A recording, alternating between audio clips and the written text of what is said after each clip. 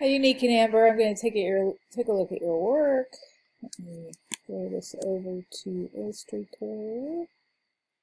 Okay, this stuff is important to know, of course. Try to really take that in. You'll need it in the future in your career. I don't really have much to say about it. Okay, Amber, I love your design. It really speaks to my brain. I love the repeated stroke here. There's sort of a puzzle aspect. It keeps my eye moving all around the page. You've got a great sense of compositional flow. This would attract me. So, I only have two suggestions at this point. Number one, brighten the photo. It looks better when it's brightened. So, for example, Samantha has brightened the heck out of it. You can see how nice and bright that is. Let me see, not that one. I'm gonna try to find, let's see, I must hear Lori's. So Lori has taken these photos and really bumped up the contrast. And what you'll find with that is it just really helps the design, and it will work for yours especially. My other comment was, these bullet points are pretty boring. You can look on the internet for dingbats and use those for bullet points, or you can create your own. If you're sitting down with a creative director and they're flipping through your portfolio, if they see unique bullet points, they're probably going to comment on it because you don't see them very often. So it might be something you want to create yourself. Just a thought. All right, so my computer is acting weird. Let me see yours, Unique.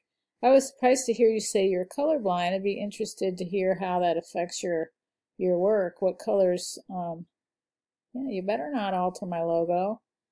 I'd be curious to hear what colors affect you. Okay, so brighten photo, amazing. And I thought it was a creative touch to stack the photos like this.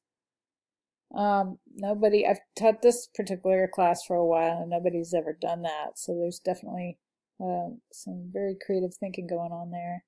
Okay, I think this is just too much type. Nobody's going to read it. If your audience is seniors, they might spend the time to read it, but I think if they are seniors, you're going to need to make the font a little bigger. Just simplify, simplify, simplify. This kind of content would go through like 25 people before it was printed, and I guarantee they would cut it all down. But otherwise, I think the packaging is eye-catching.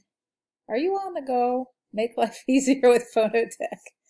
Why don't you put a teeny tiny like TM right there? Make it look like it's a trademark saying.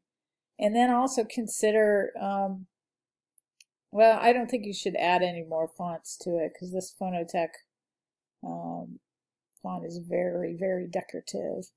But, you know, you could put it in italics, you could put it in bold, just want to stress it a little more. So those were really my only suggestions other than, you know, see what else you can add down here. I keep going back to Lori, but she's had some clever touches. She wrote sort of like the all rights reserved business there. She made up or found a phony like corporate logo, like Nabisco puts these little birds on everything for every one of their products. There are hundreds of products. Well, let's see if anybody else did something like that. Not really. All rights reserved, sure. This one's beautiful. So she added manufactured and distributed by blah blah blah.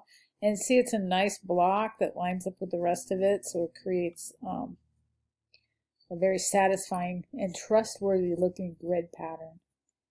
Anyway, just some thoughts. I think you're in the right direction. Let me know if you have any questions.